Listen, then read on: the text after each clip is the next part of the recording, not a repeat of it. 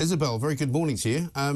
I slightly shudder when I see that, and I don't quite know why, but what do you make of all of it? Well, I shudder too, and it's extraordinary to think that it's 3 years on, and in a sense, we're only really beginning to get some sense of the lessons to be learned and what we can tell from hindsight. And I thought that Julia Hartley-Brewer's interview with Jacob Rees-Mogg this morning was really interesting. Jacob Rees-Mogg was, of course, in the cabinet at the time these decisions were being taken. He has subsequently said that he and many of his cabinet colleagues, frankly, the vast majority of the cabinet, were cut out of the loop when it came to the critical decision-making.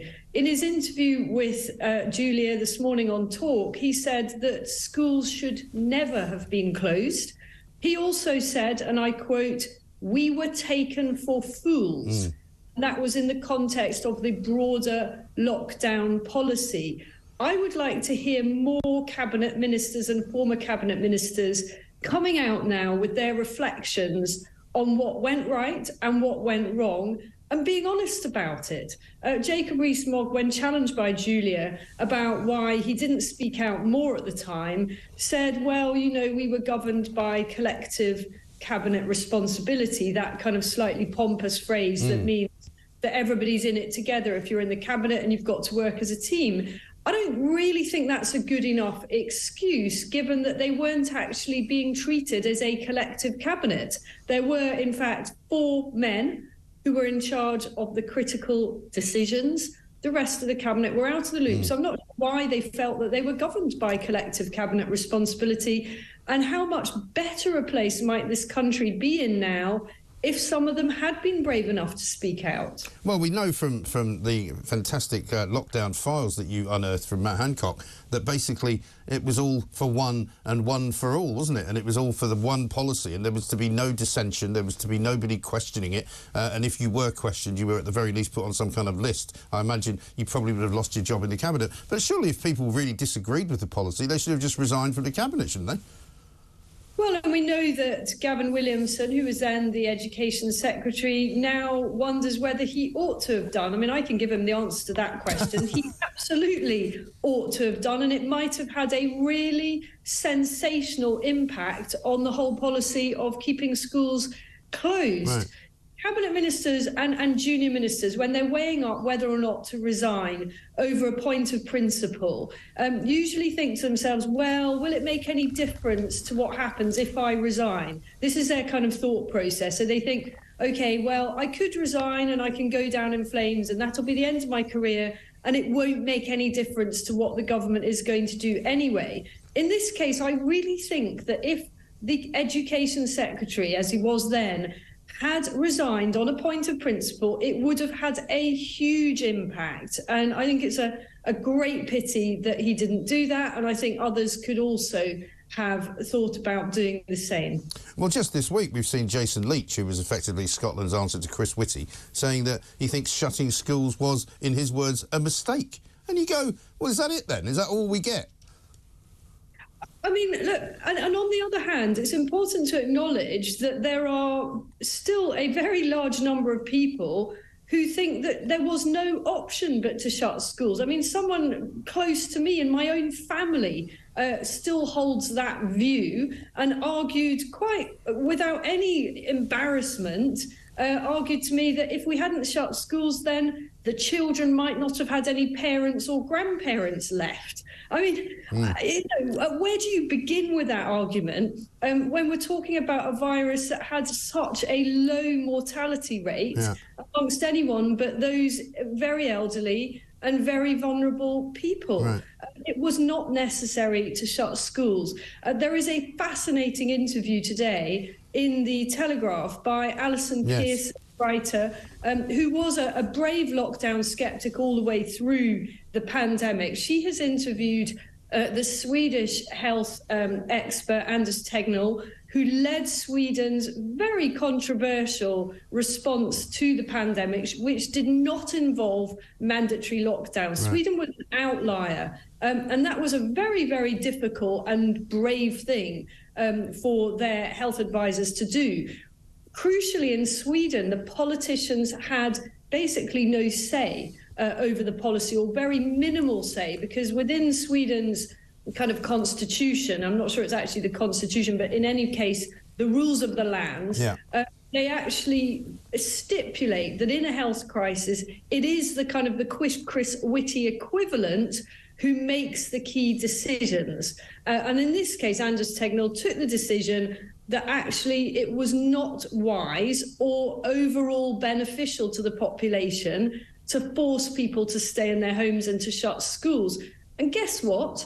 Now everything, all the kind of pluses and minuses are being added up and totted up. We see that Sweden actually emerges better almost everywhere else in terms of their excess deaths. So I really think that is a fascinating read. I'd love to distribute it to anyone who still thinks that shutting schools was essential, because if we hadn't, then kids' parents would have died. And thank goodness for Sweden in a way, because Carl Hennigan was on Julia's show this morning. I don't know whether you heard him, and he said if it wasn't for Sweden, a lot of our politicians would still be saying they got it right, because there'd be nothing to compare it to, because almost every other country did what Britain did. In some cases, did it worse. Yeah, so it's really good to have that as a kind of as a yardstick, or a sort of barometer of how it can work out if you do things differently.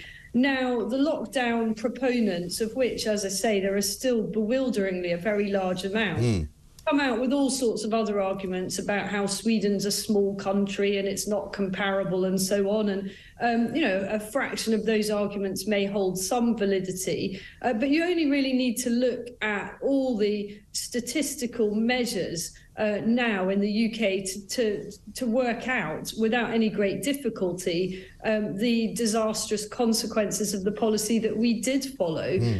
And, you know, we are going to be trying to pick up the pieces from this to repair the damage for very, very, very many years. Absolutely right. Well, as I was saying this morning, there's a load of people walking around wearing masks. There's still loads of people who have never recovered their health because they couldn't get seen in that 3-year period when they should have been seen. Many people who have got onset of cancer and dementia and many other things that should have been captured and caught in that first year in 2020 but wasn't. You know, people still suffering with children who are recovering from not going. We saw the story yesterday, 140,000 children who basically went truant last summer because they didn't fancy going to school. I mean, I don't know whether Britain will ever recover and be exactly the same country it was, you know, 3 years and a week ago. No, I agree with you. I share that concern. And I mean, the mask wearing thing is just weird, isn't it? You know, I see people on the streets with them on. Yeah, today, I mean, it's the first proper day of spring, as far as I could tell. It felt like spring. And I'm going, what? You know, what are you doing? What are they doing? I mean, I think I'd love to conduct an experiment and ask each of those people, the mask wearers, how they vote. And I almost guarantee this has become a kind of badge of whether you're a left-winger or not. If you believe in the big state and government telling you what to do, you are going to be one of those people that are still wearing a mask. Never before have we had such a visual symbol of how people vote. Now, quite how our politicians wish to use that very obvious data as they walk around will be interesting to see. Yeah, maybe we just see the wrong sort of warped system of London voters, because London, of course, is now this sort of People's Republic, isn't it? And it's the only place where Labour's now got so many strongholds that, you know, they cannot ever lose it. But, I mean, does it represent the rest of the country? I suspect not. Well, what we need is London to be the independent republic of Mike Graham, and then we would have absolutely none of this nonsense. No, they would be outlawed. Absolutely right.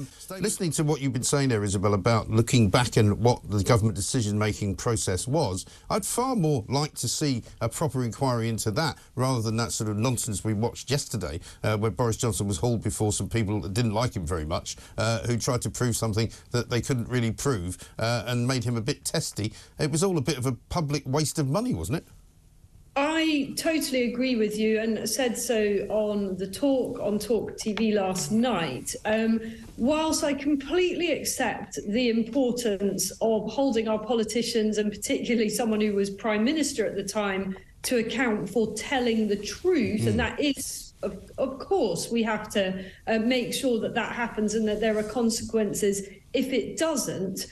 the guy resigned. You know, he is no longer Prime Minister. He resigned as a cumulative consequence of his handling of all of that, of those so-called parties in Downing Street. And, you know, I tried to listen to all the evidence session yesterday. It was nearly 3 hours.